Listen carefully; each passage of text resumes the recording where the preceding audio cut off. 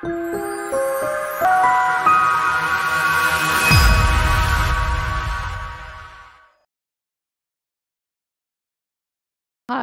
to everyone. Please do just say hi in the chat. The chat's open, and pop any questions in the questions tab as well, where you're calling in from today. So yeah, for a very brief introduction, I'm Emma Whiteway. I'm the IRMS London Group Chair. So hello to members joining us today, and IRM is a legal group chair, also my fellow group chair, also joining me. So this is a joint event from both our groups. So hello to legal and London group members. Hello, and hello to anyone else who's signed up for the call as well. You're very welcome. And we are very glad to have Alison North talking today. She's going to talk about records management, and yeah, so chat is open, questions open, and as we're running a bit late, I'm going to hand over to Alison to start the presentation. But yeah, we'll come back at the end for kind of feedback and questions. So over to you, Alison. Thank you, Emma. I hope everyone can hear me? Emma's that sound check okay? Yep, I can hear you.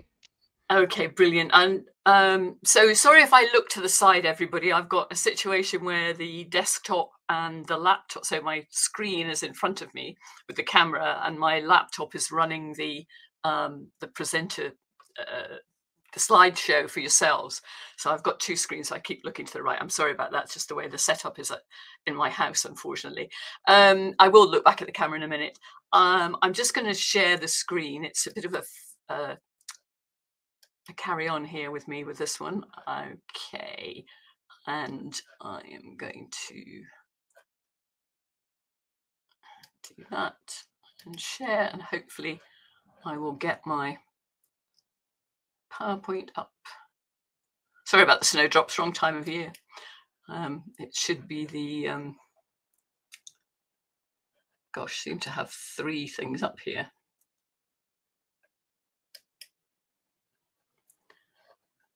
So it's not coming through, sorry. This didn't happen when I did it last time.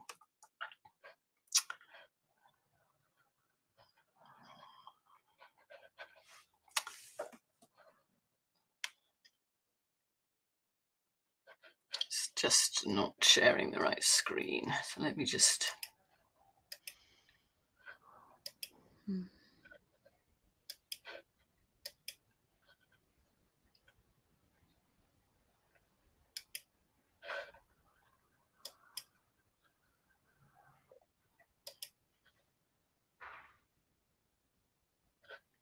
Because it always takes longer than you think, doesn't it, to get going? Right, I think, is that okay now? I think that's the one. Yeah, that's your first slide. That's great. Okay. Brilliant. So yes, today I'm going to be talking about strategic thinking for information and records managers, a subject which I run a couple of training courses on in different environments, some for small businesses. But this is specifically talking about our world here. I will just move on to the next slide. So, as I said, I think at the beginning of the introduction in the media, the marketing media, it's never really been our job to set the world alight with sort of futuristic ideas and evolutionary processes to manage our data, or in the old days, the filing. We tend to stick to routine, tried and tested methods, particular things that we have to use to manage the organization's information. But now we've got this fast-paced world, even faster than it was back in 2007 when the iPhone was introduced. It just seems to be getting faster and faster. And then we have disruptive technology, disruptive businesses, we have innovation. We've also got disruption in the economy of the country, and so on and so forth. And so how do we fit in with all of this? So to me, strategic thinking is really an ability to plan for the future. And it's as simple as that, or is it as simple as that? We have to consider innovation and new techniques and technology for the future, but not focus necessarily our whole being on that. And it encourages us to be intuitive and creative and to think more. And it encourages interaction with other people, including all different people from different levels in the organization and outside of the organization. So this session that we're going to run today is a very compressed session on strategic thinking. And it's in the context of our information and records managers work, although I will dip outside of that and talk in bigger picture. It's an aim to stimulate future thinking and leadership in our data and information management world. And those of you who've known me for a long time, if there are any on board here today, will know that I have been bleating on about the future since about 2000. And whenever I get an opportunity to talk to people, I always say, you know, I'm really a futurist because I've always looked forward, and I use what I've done in the past to educate what I can do in the future. So that's how we're going to chat. By the way, I think that it's difficult for me anyway, because I can't see you at all. I don't know who's in the chat while I'm doing this, but I'm sure that Emma and Iram will pick up questions in the chat feed for me at the end. Normally, again, if those of you who know me, I'm a very interactive speaker when I stand up and talk, and I will take questions for the floor as I go along, but it's a bit more difficult in this sort of presentation. But we'll leave plenty of time at the end to discuss anything you want to. So moving on. So so you know, what is strategic thinking? As I said, it is an ability to plan for the future.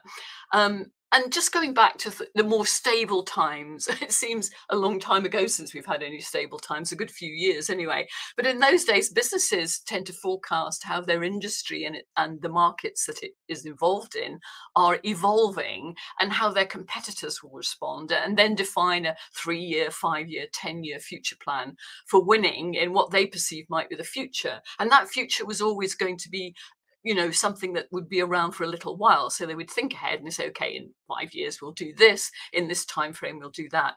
But nowadays, with things like, well, it's really, I suppose it could have even started as far back as 9/11 with terrorist attacks, with wars, and now oil price spikes, global financial crisis, environmental concerns, SARS, COVID. Forecasting has become really difficult for businesses, especially in sectors, well, for instance, travel.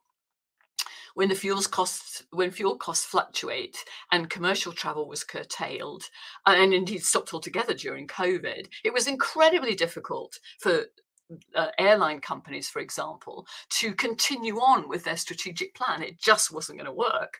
And so they had to think again. And in some ways they panicked. And you saw that by laying off staff, which was the wrong thing to do. They just didn't actually understand what they could do. And they just thought about saving money, as far as I can see. And change now is so rapid that we can't plan for everything. So I believe, and along with a number of commentators in The Spectator and Harvard Business Review and The Economist, that actually because of this rapid change, that the old model of planning long term in a relatively stable environment doesn't work, and that now we should be looking at a continuous process, producing a more dynamic model. Now, I'm sure there are many companies, if you work for large companies, large commercial companies or private sector companies, I know some of those companies are doing that themselves now. But how is that going to affect us? Because I'm not sure that's trickled down necessarily into our domain. It may have done, but generally I still see when I go out and about is that people are still thinking in the same way and planning to introduce this normal sort of steady state future. But you know what, as humans, we tend to plan on the hoof, don't we? You know, if you think about it, if we set off to go somewhere and then we discover our road is blocked, we reroute and move around the blockage. Or at least the GPS systems do.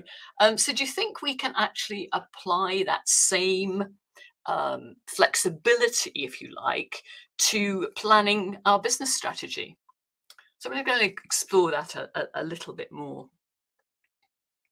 So this is the agenda for today. That's just an overview at the beginning. So I want to talk about gaining knowledge, something that we are very good at, I think, and then planning in a polarized domain and discussing polarization in thought and in deed nowadays, and then planning for diverse needs. So we've always had this challenge, but we're going to talk about that a little bit further. And then something called ambitious story with realistic plots, which you may or may not have come across. Obviously, lots of people talk about stories, but this is with another purpose, if you like. And then generating that dynamic plan, and then a little bit about strategic thinking for turbulent times. And if we've got time, I'll bore you a little bit with my career thinking on strategic thinking, if you like, and how although at the time I didn't realize, at the beginning of my career, I didn't realize I was doing this, I was a strategic thinker for change. It's just the way I'm made. And so I incorporated that into my career, and I'll show you how that spans if we've got time to do that, if you're interested. So let's move into gaining knowledge. By the way, Emma, if I tend to overrun, if you think I'm talking too much and I'm not finishing, do let me know. So what do we think? So gaining knowledge, well, it is in our DNA, isn't it? It absolutely is. We totally understand that we have to, we suck up knowledge like a sponge, because we like it. We are information people, and knowledge is something we work with every day. And as with all planning, we need to start with this bit of research and gaining some knowledge about our organization.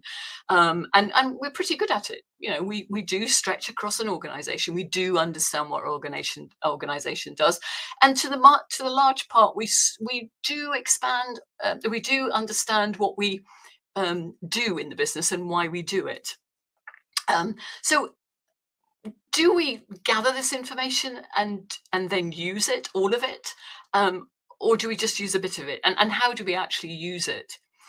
I think it's quite difficult sometimes. You gather a lot of information, and things that you don't think are important about your business suddenly become important. You think, oh, I know a bit about that. When did I find that out? So we don't necessarily know everything that we need to know. And then we know some things that we don't think we need to know. But generally speaking, the knowledge we gather about our business can be used in this flexible planning process. Over many years, I've been talking about purpose. It does underpin all organization strategies.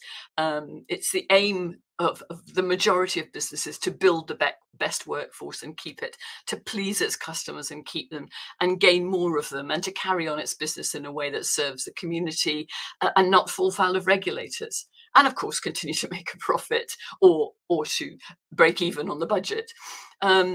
These underlying wishes are generally written up as a purpose, and we need to examine, I guess, and understand our organization's purpose and see how our information and records management purpose fits within that and helps to deliver the organization's strategy, and it achieves its goal.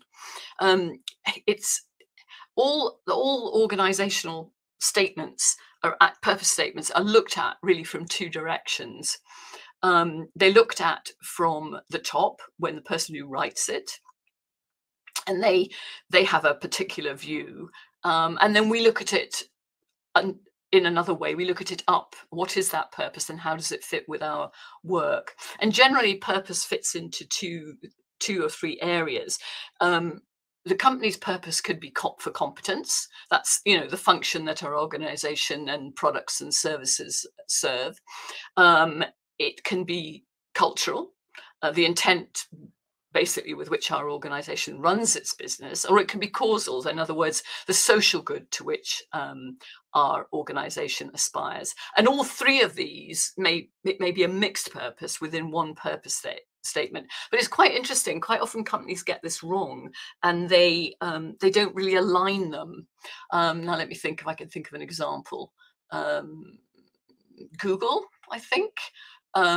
They statement is they manage all the world's information, or they want to give it out, and yet the way they do it is they're an advertising driven business, if you think about it. So that seems to be slightly, so it looks like it's a cause that their purpose is. It's like, we're good guys, you know, we want to make sure everybody in the world has every piece of information, and yet on the other hand, they're advertising driven, and so in essence it's information which they have filtered to allow us to their view or the view of the person who's advertising. So they're sort of at loggerheads. And I think that, to me, if you write a purpose statement for your records management work, or your information and records management work, or even if you're just writing a purpose statement for a specific part of the information and records management work you do, it has to be consistent and concise. It has to be understood by everybody, and not say one thing and then deliver something else. And it has to tie in with your organization. So if you have a green organization that's really focused on net zero, then your information and records management purpose can't counter that, can't be against that. It has to be part of that. And so writing your purpose to reflect your organization's purpose is the right thing to do. Sorry, I should have clicked down on things. So basically, as I'm saying, the purpose of the IRM purpose within the purpose of our organizations, is it competence? Is it for competence? Is it culture? Is it causal? Is it the cause? And how you write that purpose before you even begin to plan for anything. So knowing what you're there to do and how you fit in within the organization, within its business strategy, what its business strategy is, and how you're going to deliver your services within that in a flexible way, and how you're going to plan for the future to keep delivering them and keep on top of the changing environment in that sector. So whichever sector you work in, if it's being impacted by certain things, you know, are you going to still be able to deliver that? So let's look at the next one. My little penguins arguing with each other. Planning in a polarized domain.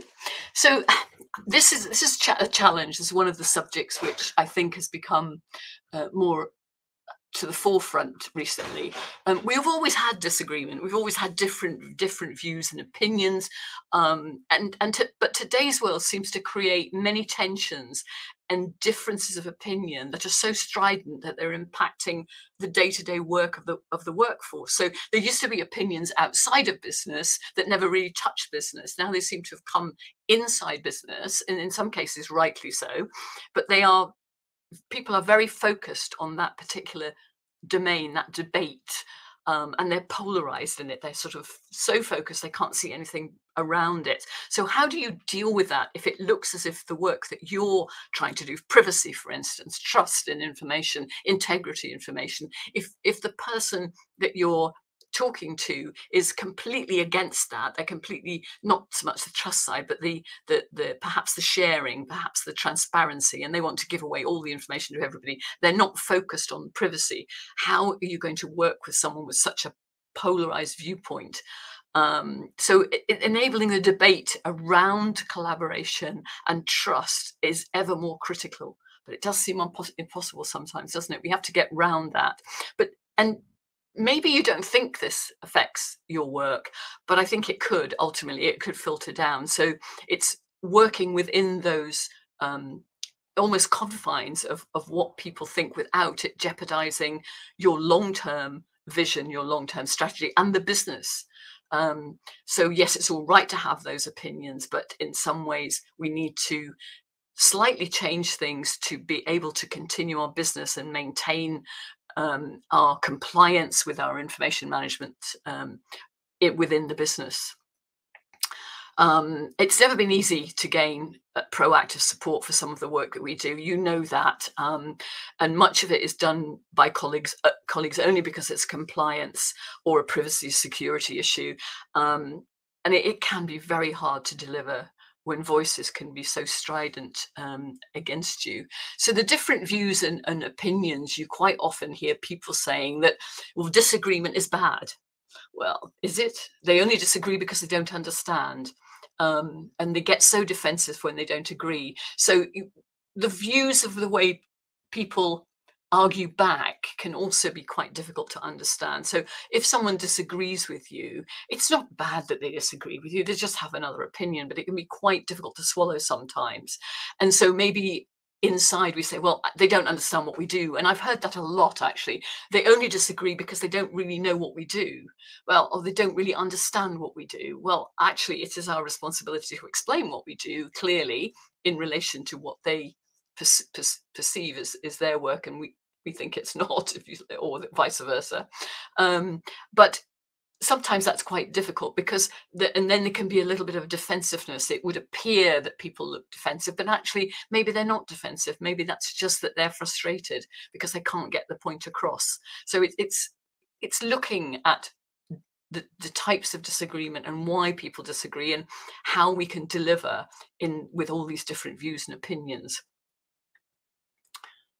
It's going on to so planning in relation to these diverse needs for people.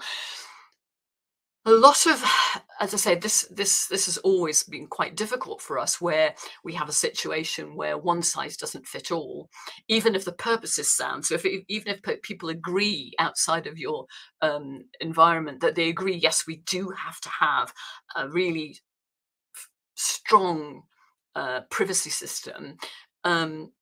Sometimes the way we deliver it, or the way it is delivered, isn't suitable for the way they work, and so they disagree with it. They're not really disagreeing with the principle of the privacy system. They're disagreeing with the way it's being put together, and that can be quite difficult.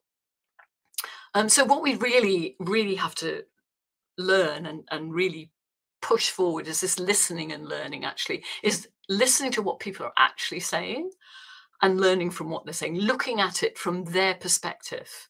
Consider what they're saying. What is it they're trying to do? What is it that their job is? And how am I doing my work to help them? Is that going to work? So looking at it from the other side of the fence and responding quite carefully, because I know I've made many mistakes in my response. And because I've opened my mouth before I've actually thought about it. And I think it's that responding carefully so that you don't rile the other person, and acknowledging their opinion. So yes, and then maybe taking that opinion, repeating it back to them, explaining it slightly differently, and asking them if that's what they mean. Because I never never ceases to amaze me how many times we get a confusion. I do remember just a simple word like backup when you speak to two different people in an organization, what a backup means to a non-IT person and what a backup means to an IT person. And they were in violent agreement, these two people, when they were arguing, and they were getting really heated. And I had to mediate because it was basically because they didn't really understand that they were both talking about different things, even though they were using the same words. And so it's that knowledge that we have. Remember, I said at the beginning, we gain knowledge. We have a lot of knowledge that helps us to help people understand different parts of the organization as well. And I think show that when we do get agreement, emphasize it, show how good it is, and be open-minded. It is quite hard sometimes to be open-minded. We kind of get caught in our own, and I do this too, definitely. You get caught in your own way of doing something, and you say, okay, this is the way it's done, and there isn't, it's efficient, it's done quickly, it's the way it should be done, and we're not open enough to possibly listen to another example that might be better, or better for them rather than us. So planning for these diverse needs into this dynamic plan that I'm going to be talking about in a minute is very important. So there's a lot in here again, which I have to get through in a shorter space of time. So forgive me if you've got lots of questions. So this part here, this is something which, as I mentioned earlier, that people do tell stories about things to explain to people what to do. This is slightly different. This is you creating 4 scenarios where I've called them ambitious stories with realistic plots. There are 4 scenarios which could happen and which you need to plan for to see if your particular information and records management system, process, whatever it is you're delivering, is still going to work. So supposing there was deregulation in your sector, and that deregulation affected, I'll go back to the GDPR situation at the moment, how are you going to plan for changes coming down the track if that happens? So that's one scenario. And another one, by the way, there's many scenarios. This is just 4 that I've pulled out of the air. Supposing, and again, this is now as realistic as it gets, reduction in power to run our world. Supposing the organization that you work in had a power outage for a week, what would you do? Now, people say, well, we've got that in the big picture, and that's fine. But have you in your smaller picture in a week so that there's no disruption in service? If you have no power, what are you going to do to provide the service that you provide, or the system or whatever, for a week if you've got no power? You think how much we rely on power these days. And then the third one, supposing we get to net zero, we're being asked by our organization, okay, there's a thing across the whole of the organization, we are going to get to net zero faster. Now, you may have a little plan within your group to get to net zero, but suddenly you're told you've got to take half the time. How is that going to impact on the delivery of your services? And then the last one, which is one which it sounds a little bit negative, but your role is axed. Supposing you don't have that role, how is the business going to comply with all the rules and regulations without you? So taking those 4 scenarios, have a work through them to see what would happen, and then look at each one together, look at them all together and see if there's any similarity in things you would do. In so doing, what you're beginning to do is to say, okay, whilst we cannot produce a static plan or a plan that is set for a 3-5 year, because these 4 scenarios have this one item in common, perhaps that's a good thing to do anyway. So perhaps that's part of our dynamic plan. And you put that into the dynamic plan, because it's something which runs across the 4 scenarios. So this idea of creating these 4 scenarios with realistic plots, that you can actually see similarities and things that would be good to do regardless of anything happening. So you're planning for disruption. And there is a consistency in certain things. So you may find that this is the way we should go. So that helps you to then put in your dynamic plan as opposed to putting in a static 5-year plan. So your strategic thinking is around that dynamism, if you like, of this plan, and using your imagination. There's nothing wrong with looking extremely far-fetched and then bringing it back in, because people's imagination is a wonderful thing. So let your imagination run riot on this and create these scenarios. And in the training course, we go through this in detail, actually, and it's quite interesting what we come up with in terms of various items that we can do without us actually realizing that they are things which run through every scenario. So let's talk about the dynamic plan. So as you know, Benjamin Franklin said in 1789, I think it was November 1789 as well, that in this world nothing is certain except death and taxes, and so this steady state may not be possible. It took 18 years, I think, for 50 million, figures may not be exactly right, but approximately 18 years for 50 million people to trust ATMs and get cash out of them. But, recently it took certain chat apps less than a year to get 50 million users and actually trust the app. So that's a huge change in time frame. So as I said at the beginning, planning for a fixed outcome in 3 to 5 years and developing our strategies towards that outcome, and monitoring the workforce to make sure they are on track doesn't work well in turbulent and ever-changing times. So this monitoring, we do these KPIs. I think the KPI system, and I haven't worked out exactly how we're going to change this, but I think the KPI system needs to be changed because it's too static. So it expects you to say what you're going to be doing over the next year and work towards it. And correct me if I'm wrong, maybe some companies are changing this, but that isn't going to work anymore because it's not really performance monitoring. It's that ability to say, okay, this is our goal, but we may need to change the course to get to the goal. And so if I don't complete this action and my KPIs are down because of that, is that wrong? And actually it may not be. So that's something which we have to think about. So in terms of this dynamic plan, I've mentioned about developing these extreme, well, ambitious plots, but also hedge your bets. Find other options. In simple terms, look at the what ifs and create alternative solutions. So what if this happened? Would we go down this route or would we go down this route? And these are setting alternatives in different courses. And if I go back to my journey, it's, you know, I know that there may be a particular area, I live near the M4, if it's congested, then I might look at alternative routes before I set off and plan a second or even a third option just in case.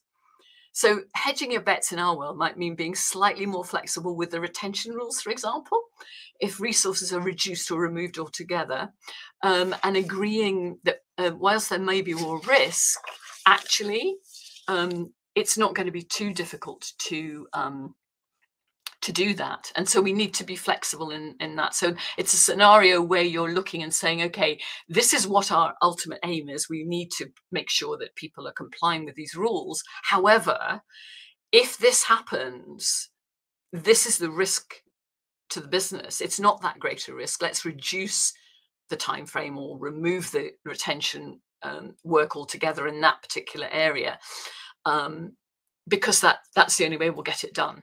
And so it's that making sure that you're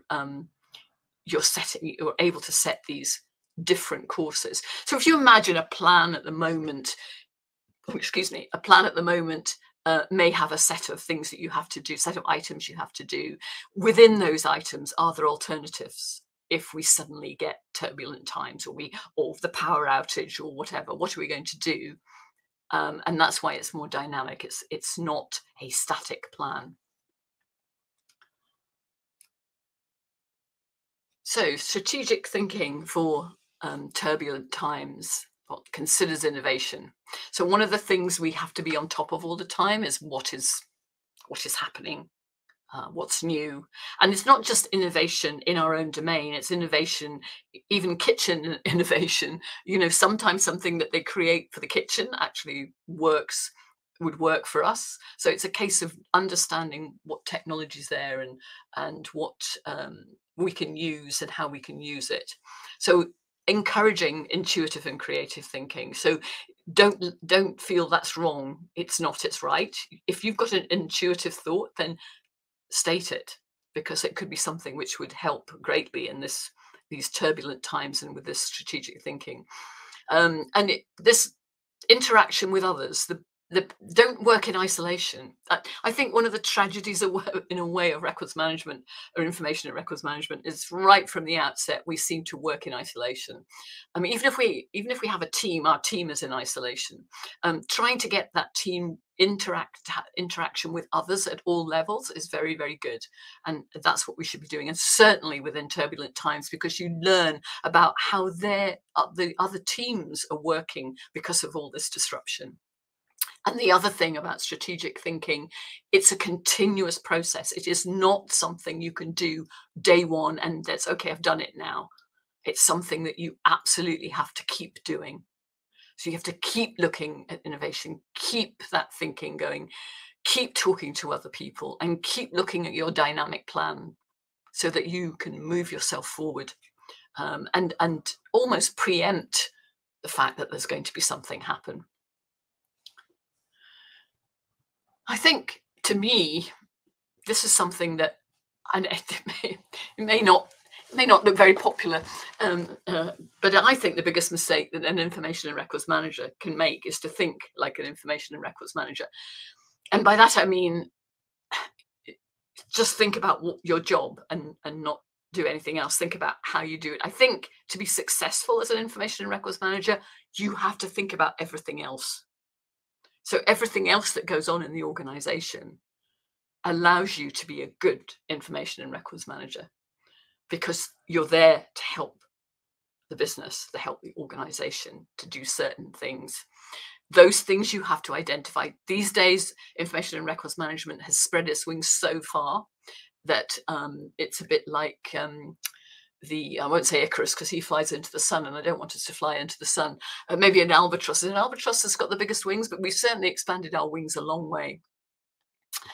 And I'd go back that picture. The reason I've got that up is in 2015, I think it was 2015, yeah, at the IRMS conference, I did a paper on the Fantastic Voyage, and that was about future thinking. And I talked about an invisible information manager, because to me, the most success, and I still believe this to this day, is the most successful information and records manager is one who has a really positive impact on the organization, but is invisible. So people are doing things that they should do without you having to tell them. So they're doing the information and records management work without you actually having to say anything, because they've taken it on board as part of their job. It's standard, it's within the process. You're there just to make sure that everything is going smoothly. And so you become invisible. And that to me is success. I'm just about coming to the end, but what I wanted to sort of show you was something which I created about myself. Actually, I now work a lot with the Federation of Small Businesses on their board. I'm a director, and also with our local Swindon and Wiltshire Local Enterprise Partnership. And to do that, they asked me for a CV. Now, I've been working since, you can see, I've been working since 1969. So to create a CV was incredibly difficult. And what I wanted to show you was that it's not for ourselves, for our profession, we should be strategically thinking about our career as well. So what I came up with was a very immature, if you like, infographic, because I did it on a Word document rather than an infographic software. But I summarized my whole career to allow them to see what my purpose had been, what the economy of the country was like. So the first part of my career was in Aberdeen during the very young oil exploration and production sector, and how I worked through that to where I am today. But the thing that I think in relation to this is I didn't realize at the beginning I was quite a strategic thinker, because all the time I was working, I was always thinking of the next thing. I was always thinking of where was I going next, how I was going to explore the future, what could I do? And when I created my own business in 1986, I started off as a one-man band, and then I began to employ people. I looked at what was happening and started developing things. Quite often we were first in the field to do things, or very nearly the first, and then we'd move on to the next thing and the next thing and the next thing, to the point where we were always just that little bit ahead of the game and making information and records management work for businesses almost in an invisible way, right up until the current, when I sold the business in 2011. And then I became the person who now gives back the share of the partner, helping businesses build, helping information and records managers. So it was just that I didn't think about my career in one long line. I didn't sit down and say, what is my goal? What I did was I looked at the opportunities. I did hedge my bets when I changed jobs quite often. And I moved into different areas, which were scary in some situations, especially when I was running my own business, but I never really shut down an avenue. So my career isn't, although it looks like a straight timeline, isn't really. It's a lot of strategic thinking over many years, without me realizing I was doing it until I kind of got into strategic thinking in the early 2010s, I suppose. So it was just to say to you, really, that one of the best things is to actually strategically think your career and your information and management work. So finally, just a quick summary. Strategic thinking is the ability to plan for the futurability. It's flexibility. It's putting yourself in the shoes of others and the businesses in which you work. It's always about how your work helps the business move forward, provide the service, consider the environmental, social, and governance impact of the organization inside and outside of itself. It's about partnership. It's building trust and integrity and the image the organization portrays to the world. Thank you. Perfect. Thank you so much, Alison. So we have one question. Just wondering if the slides will be shared after the talk. Oh yes. Nobody's got any other questions? No, definitely. I'll definitely give the slides. Yes. I'll send a PDF through to whoever. Sorry, I'm trying to stop sharing and it's taking its time. That's okay. We can see you. We can't see the slides anymore. That's fine. Unfortunately, I can't see you at the moment. I would like to be able to come back to. Perfect. So if you could send the slides to Emma and I, Alison, and for anyone that wants the slides, I'll pop in our email addresses. It's either legal@theirms.org.uk or London. You can choose whichever you like. Okay, that's fine. It's absolutely nobody got any questions? Who's, just a matter of interest, who's online? Kay, hi. Rachel. Not many people online, no? Yeah, there's 33 people online. Oh, 33, sorry. I can't see. I was trying to see who the participants were. I was going to say hello to everyone. Oh, yeah, 32. Hi, Chris. Nice to see you. Who else did I know? Shona. Hi, Shona. I was up your neck of the woods. Yeah, definitely a lot to think on, Tony. I liked seeing the visual that you had at the end with all the things that you worked on. I think that was really interesting how you laid that out. It is really difficult, actually, to show people your worth in this industry. And I think the best way to do that is to show them what you've done, you know, what you've actually worked on and solutions that you've implemented to solve problems. Yes, yeah, and I think it actually was quite a funny reaction I got, because when I presented it, they said they came back to me and said, you don't have a written CV? I said, no, because after 50 years, it's really difficult to write your CV up. Yeah, I mean, So and you missed out lots of relevant experience that you've had, because, you know, the rule of thumb is 2 pages, no longer, and it's difficult. I mean, it's impossible, in fact, to fit on all that experience that you've managed to acquire. Yeah, and I think actually, just a point about strategic thinking, in a way to think about strategic thinking, to try it out, is to try it out on your career, is to see how you would innovate and, you know, interact with other people, imagine, just, you know, try out scenarios. Supposing this happened, one point about your role being axed, you know, who knows what's going to happen in the next year. We've all got problems. We've all got every company's got an issue with one thing or another, not least taxes and, you know, all those sorts of things. So, you know, just think about your career and what you can do, how you can change. I think that's quite useful. But I mean, strategic thinking is one of these subjects that it sounds a bit airy-fairy, but really is just about an ability to plan for the future. It really is. It's not complicated. It's just maybe thinking slightly differently and trying a different way of planning than the standard plan. And there are, I mean, what I can do is I'll give you some, I mentioned some of the articles that I've read over the years. There's quite a lot in the Harvard Business Review, actually. I can give you some links in the final page of my PDF. I'll add those in because you might be interested in reading those. And expanding them, but it is a course, actually, strategic thinking. So you can see where every slide can be expanded into a specific item for that course. So there's a lot to talk about. So there's some questions popping up in the chat, and there's also a question in the question section. So the first one from Maria is, what is your advice to new professionals in terms of training, etc.? For new professionals in terms of training,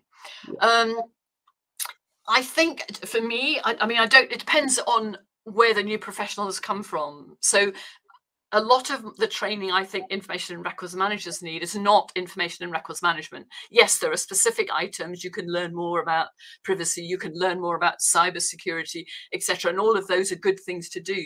But I think where I benefited when I started out, actually, was that I went on things like presentation courses, writing courses, the ability to understand management, you know, the management courses, all of those business type courses, helping you understand economics, and all of those things are really good for our work. We don't necessarily think about them for our work, but being able to understand even just budgeting is something which, although we we don't think about it too much, because we say, well, we may not have a budget, or we may not have much of a budget. It's that ability to present a business case, to argue for something. So how you present a business case, you need a lot of skills, from the written to the verbal to the actual budgeting, as I mentioned, the project management courses are good. So all of these courses help new professionals. And the other thing it does is it broadens your knowledge, so that if by some chance you want to change in a career and you go down a different route, you've got these other skills as well. So these are sort of normal skills, and as I said, the other ones are that the softer skills, the listening, the learning, the going on a conflict course, because I don't know what they call them these days, but a course where you learn how to deal with conflict and be open-minded, etc. Even if you just get these on you can get some of these in half-hour snatches or even 15-minute snatches on YouTube. There's a lot. I mean, I'm not saying every one of them's any good, but there's a lot of stuff out there. The TED Talks, there is a lot that you can do nowadays. But I think just the general business stuff is lacking in our normal education process as information and records managers. I agree. So Tony said definitely highlight an impact rather than tasks. Sorry, I didn't miss that. Just reading some of the comments in the chat. Jane said, many thanks, most useful and stimulating. Thank you. Rosemary had a question. She's trying to think about a long-term strategy for implementing disposal in SharePoint in her organization. And she likes your thought about always having an alternative plan or choice to fall back on. Do you have any more examples of where you've seen this done really well? Okay, that's a hard one, actually, because the short answer is no, because the trouble with being a consultant is you're brought in where it's not working. So and they ask you what to do, and in the end you help them get to that point. And as far as SharePoint, the people I work with now are small businesses. As far as SharePoint is concerned, whilst I encourage them to use it, because most of them now have 365, but they don't use SharePoint, so it's getting them to even use it, never mind talking about disposal in it. So Rosemary, if you give me a few days, I'll take a note of that, and I will try to get back to you with an example, but I don't actually have one off the shelf of the SharePoint side of things. Sorry, but I will investigate for you. Perfect, thank you. I like showing it. And what about training for old professionals? Oh, we can always do a bit of training. Perfect. And then there's another question in the question section. So Kirsten said, do you have any recommendations about who in an organization can help you develop your strategic thinking? Records management has links across organizations, but how can you involve your relationships? Okay. So the who in an organization is always quite difficult, because the different people do different jobs these days in the organization, and so actually pinpointing a title is quite difficult. But I think somebody who has successfully implemented a project, so where there's a successful project gone on, so it may be an IT project, or I don't know, it could be a new product project. Ask them about what they did at the beginning, because they're the ones, if they've been successful with a project and it's working well, then I think that they probably have done a fair amount of strategic thinking. So going to your second question, of really evolving your relationships, again, that's quite a proactive step, because people, unless you make the effort to talk to people. But what I find is normally I introduce myself to somebody and I make it about them. I make it about asking them what they do and how they, what they do in the company and where their work fits in, if they can talk about it, of course, and evolve your relationships with them. So for instance, for me, it's quite difficult when you go in as a consultant, you go in as an outsider, and you have to be quite bold because you're just working in a team. So you have to extend yourself beyond that team, and you have to be incredibly forward with people to actually go and say, oh, hi, you know, I'm Alison, I'm working in data. And I did this with a large company I was working with recently, and was really lucky and got chatting to a lady who was very, very open. She worked in security, and it was a really good connection, but that was just almost luck, just somebody who worked in the company that I'd seen in the cafe, and we just got talking. But that's what you do. You kind of pick up your coffee cup and you walk over and say, it's a bit like, it's just networking in the end. It's, you know, you're going and you're saying, hi, I'm so-and-so, can we talk, basically? Because it's not something which is written into your job description. Nobody says create relationships, but I think the only way to do it is you've got to be the initiator. You've got to go out and just talk to people. And so just check who's in your organization, where you think you might just have some, and just contact them. You just be bold and contact them. And just say, you know, you're on a learning curve. You're trying to find out more about what everybody does. Some people will talk to you, some won't. But yeah, I should think, hopefully that would help. Perfect. Thank you. You're welcome. I mean, we've got 3 minutes left. Any more questions?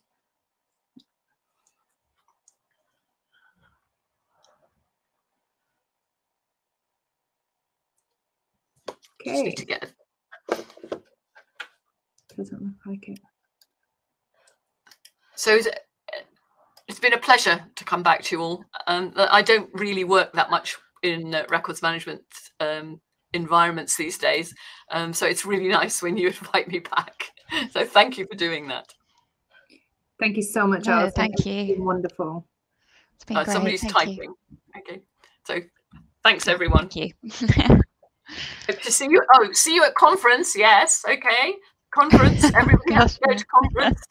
Yeah. Conference quickly. There are only a few bedrooms left in the main hotel. If you haven't signed up already, check out the IRMS conference.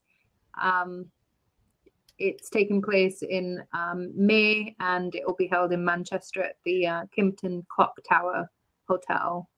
So do check it out. There's speakers lined up and announced already. Also, please do check out the other events that we're running at the IRMS. So www.irms.org.uk. We have an events section. Emma and I have teamed up for this one, but Emma also has her own individual sessions, as do I, as well as the other chairs. We have special interest groups as well as regional groups. So if you're not a member already, also take a look at the website, look at the membership benefits. A lot of our sessions are open to both members and non-members. And yeah, please do introduce yourself at conference. I'll be there, Emma will be there, Alison will also be there. We'll all look forward to seeing you all in person, hopefully. Absolutely. Great. Yeah. Yeah. Thank you, guys. Thanks, Take everyone. care. Thanks, everyone. Thanks. Bye-bye. Have a lovely day. Bye. Have a lovely day. Bye.